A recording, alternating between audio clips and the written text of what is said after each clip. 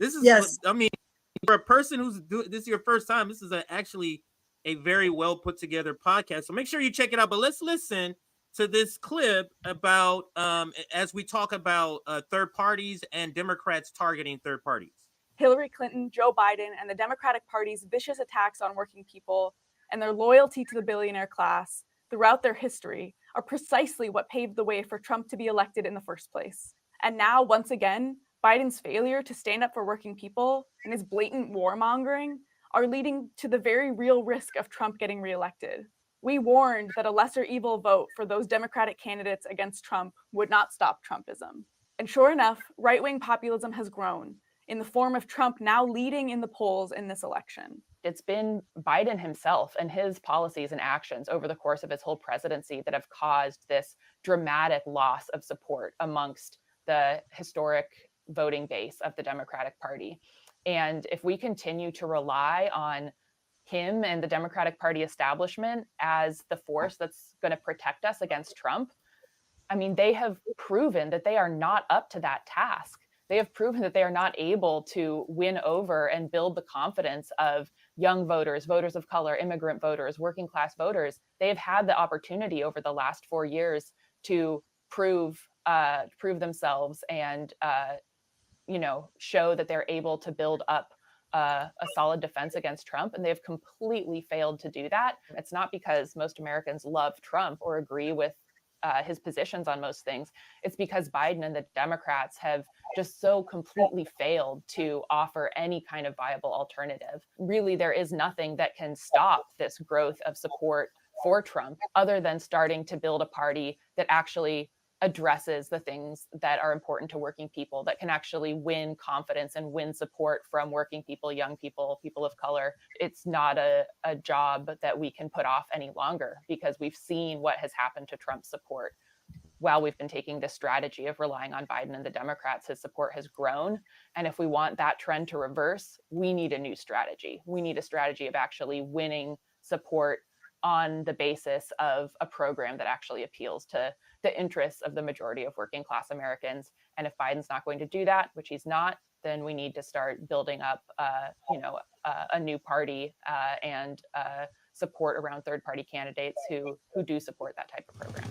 It feels like, and make sure you check out the podcast again. It feels like I've never seen the lesser of two evils so crystallized in an election season, because it's never been the lesser of two evils of genocide, and it's really the options we have is genocide versus genocide with a side of Muslim ban. That's literally the option that we have here. But I'm just broadly speaking, do you feel the hunger? Can you see the hunger for some other option, the same way that I see it, the same way that Nick may see it? You see it in the protests of every protest march.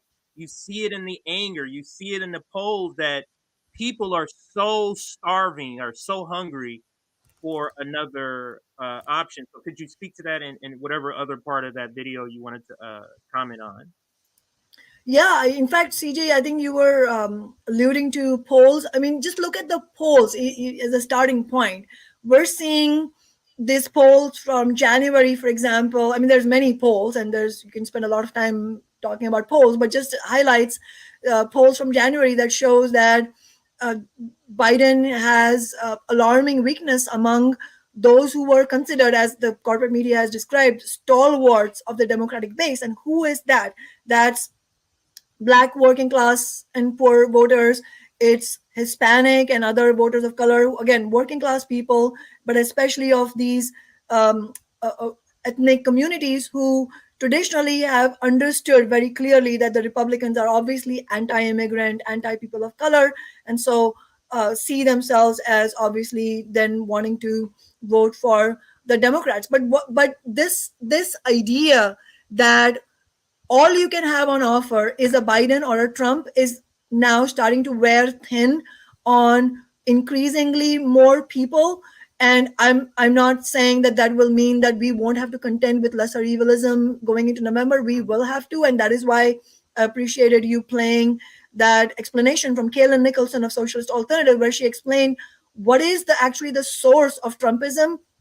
That's the most important thing for us to understand in order to break people from the Democrats. It's not like people are voting for Biden when they do vote for Biden out of lesser evilism because they're stupid. It's because they are correctly afraid of what could happen with the rise, Trump 2.0.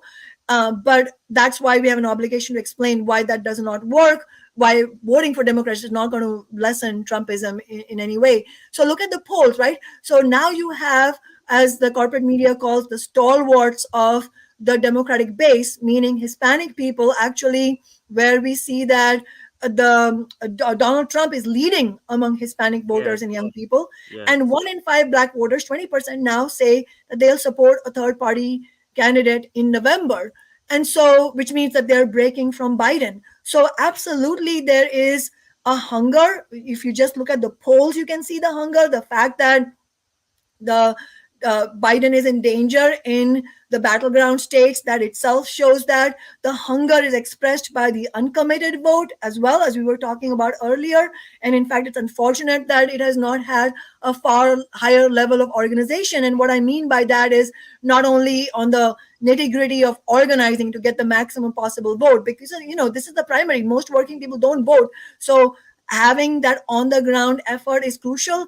But as important, if not more, is the politics of the campaign. Unfortunately, they haven't had the political clarity that we need this to be connected to a strategy to vote against Biden and Trump in November.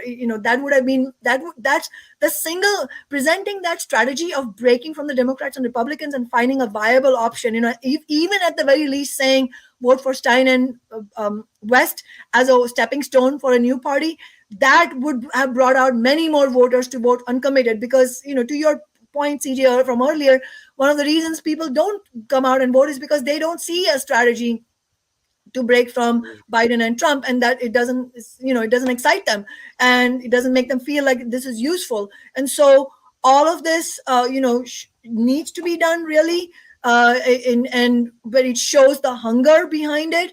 And the fact that Cornel West's campaign has not succeeded in capturing that imagination is not because there isn't excitement for a left campaign. There is much more so than earlier years, as a matter of fact.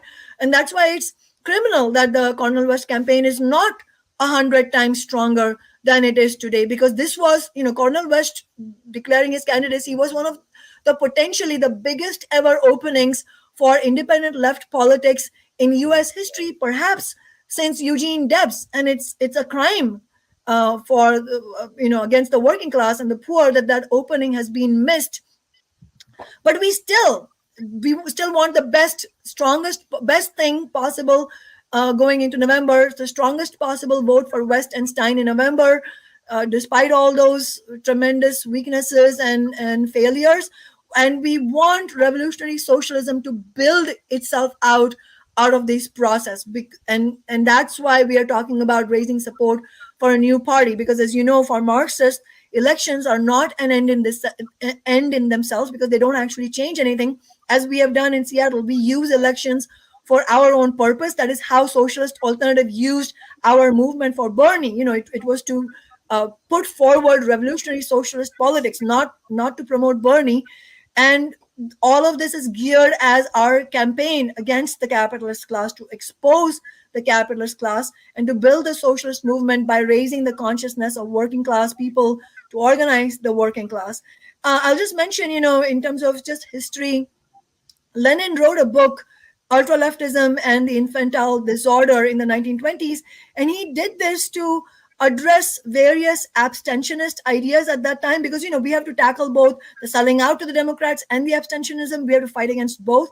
And he wrote this book to address the abstentionist ideas at the time, to fight back against the sort of the one solution revolution type of idea that prevailed at that time from the abstentionists. It's a very abstract idea. Yes, we all agree, one solution revolution, but then what? Not failing to provide a concrete way forward at every moment, connecting with consciousness and then fighting to raise it. all of those are failures, and you're not going to have a socialist revolution unless we do that. I mean, in the wake of the Russian Revolution, the idea that we could skip over elections, that we could stop orienting towards unions, some of these mistaken ideas came about. All this was wrong. And there's his book to that book that I mentioned from London was meant to fight back against those ideas, where there's a failed strategy on both counts and we have to fight against both, and that's our obligation. That's why we can never be in a comfort zone where we're trying to make peace with the people who are mistaken even inside the movement.